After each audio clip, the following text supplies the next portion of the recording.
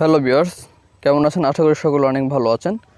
তো আজকে আপনাদের মাঝে নিয়ে আসলাম আরও গুরুত্বপূর্ণ একটি ভিডিও 2023 এসএসসি পরীক্ষার্থীর জন্য।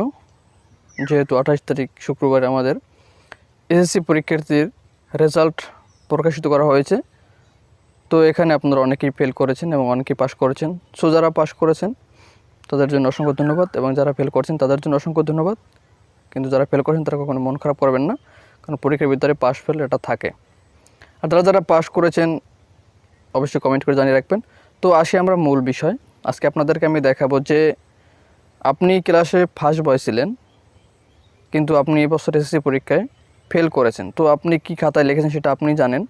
তো আপনি চাচ্ছেন যে বোর্ডে আপনি এটাকে বোর্ড চ্যালেঞ্জ করবেন। তো বোর্ড চ্যালেঞ্জটা আপনি কীভাবে করবেন, কী নিয়ম পদ্ধতি করবেন এবং এটা কবে থেকে বোর্ড চ্যালেঞ্জটা শুরু হয়েছে এবং কত তারিখ পর্যন্ত এটা থাকবে, তো সমস্ত আপডেট নিয়ে আপনাদের সামনে আমি হাজির হলাম। তো আমি শিক্ষা বোর্ডের ওয়েবসাইট থেকে যে তথ্যগুলো পেয়েছি সেগুলো আপনাদের মাঝে শেয়ার করব। তো শেয়ার করার আগে আপনাদের মাঝে ছোট্ট একটি রিকোয়েস্ট, আপনি যদি চ্যানেলের নতুন দর্শক হয়ে থাকেন তাহলে অবশ্যই চ্যানেলটাকে সাবস্ক্রাইব করে রাখবেন। আর যদি আপনি ইতিমধ্যে চ্যানেলটাকে সাবস্ক্রাইব করে থাকেন তাহলে আপনাকে অসংখ্য ধন্যবাদ।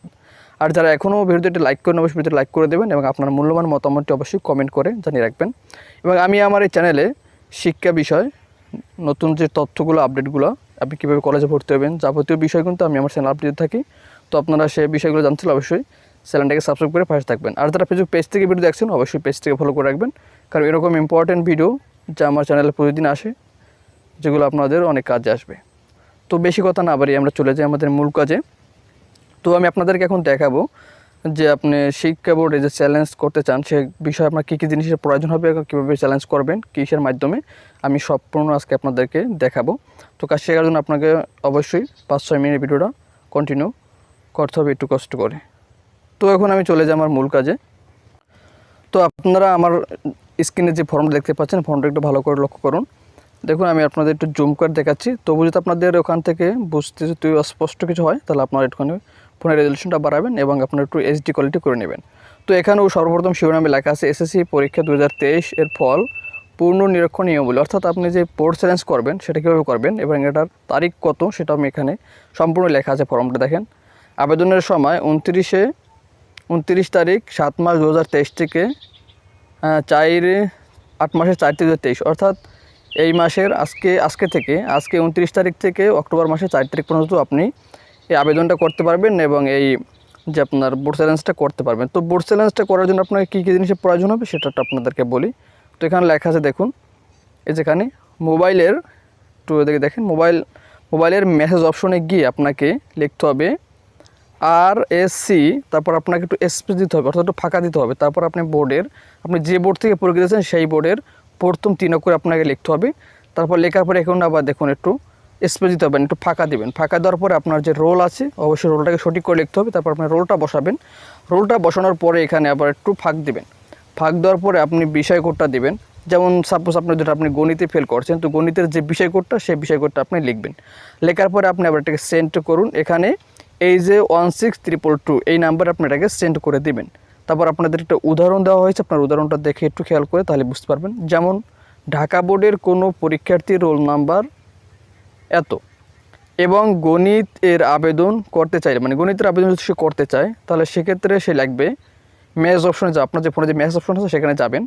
যাওয়ার পরে এখানে লিখবেন RSC ঢাকা DSA, মানে ঢাকা এটা দ্বারা বোঝাবে। তারপরে আপনার রোল নাম্বারটা, তারপর দেখেন একটু ফাঁকা দিছে। তারপরে আপনার যে বিষয় কোডটা গণিত যে বিষয় কোড ওনার এটা ছিল মনে হয়, তো না এটা দিয়েছে আপনার যেটা সেটা দেবেন। তারপর এখানে লেখার পরে এখানে সেন্ড করুন। তো আপনি এখানে সেন্ড করে দেবেন এই যে নাম্বারটা আছে 16222 এই নাম্বারে। এবার ফ্রিতে SMS এ আপনার আবেদন বাবদ কত টাকা কেটে নেওয়া হবে তা জানিয়ে একটি পিন প্রদান করা হবে, অর্থাৎ আপনি যে নাম্বার দিয়ে মেসেজটা পাঠাবেন এবং কত টাকা আপনার এখানে খরচ হবে সম্পূর্ণ বিষয় জানার জন্য আপনাকে একটি কোড পাঠাবে। আপনি এই কোডটা এতে সম্মতি থাকলে, আপনি যদি ওই বিষয়ে যদি সম্মতি থাকেন তাহলে মেসেজ অপশনে গিয়ে আপনি আবারও RSC স্পেস এবার ইয়েস লিখবেন। যেহেতু আপনি সম্মতি আছেন তারপরে স্পেস দিয়ে তারপরে যে পিনটা আপনাকে দেওয়া হবে সেই পিনটা আপনি দিয়ে দেবেন। দিয়ে দেওয়ার পরে এখানে লেখা আছে, পিনটা দেওয়ার পরে আপনি এখানে স্পেস দিয়ে লেখা আছে কন্ট্যাক্ট নাম্বার, অর্থাৎ তারা আপনার সাথে যোগাযোগ করতে পারে এমন একটি নাম্বার আপনি সেখানে কিন্তু বসিয়ে তারপর আপনি সেন্ড করে দেবেন সেই 163 নাম্বারে। ঠিক আছে, মানে এই বিষয়টা। তারপর আপনাদের একটা বিষয় বলে রাখি, এখানে আপনারা দেখেন আপনাদের প্রতিটা অপশনের জন্য কত টাকা চার্জ কাটবে। এখানে দেখুন লেখা আছে, এক্ষেত্রে প্রতিটি পত্রের জন্য 125 টাকা হারে ফি প্রযোজ্য হবে। আপনার যে কয়টা সাবজেক্টে আপনি আবেদন করবেন সে কয়টা সাবজেক্ট আপনাদের 125 টাকা করে কিন্তু আপনাদের ফি অবশ্যই দিতে হবে, নাহলে কিন্তু তারা এটা অ্যাপ্লাই করবে না। তো তারপর এখানে আপনাদেরকে একটু বুঝায় বিষয়টা আলাদাভাবে।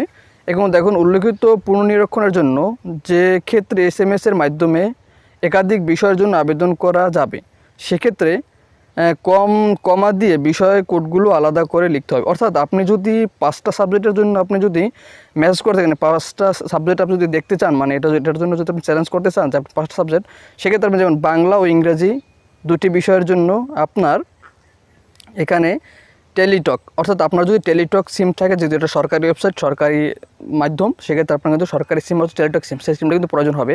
তো আপনি যদি এই ঝামেলাগুলো করতে না পারেন, তাহলে আপনি নিশ্চয়ই একটা কম্পিউটার দোকানে যাবেন যেখানে অনলাইনে কাজবাজ করা হয়, তাহলে আপনি সহজেই পারবেন। হয়তো আপনাদের কাছ থেকে কিছু টাকা সে নেবে।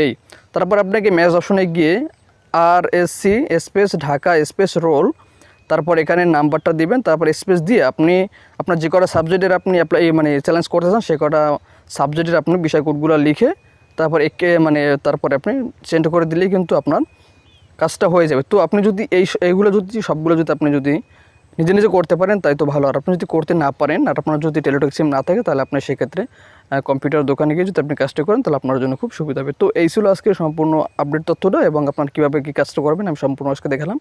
সো ধন্যবাদ সবাইকে তোমার সহায়তা দেওয়ার জন্য। আর এরকম ভিডিও পেতে অবশ্যই পেজটিকে চ্যানেলটাকে সাবস্ক্রাইব করে রাখবেন, আর পেজটিকে অবশ্যই ফলো করে রাখবেন।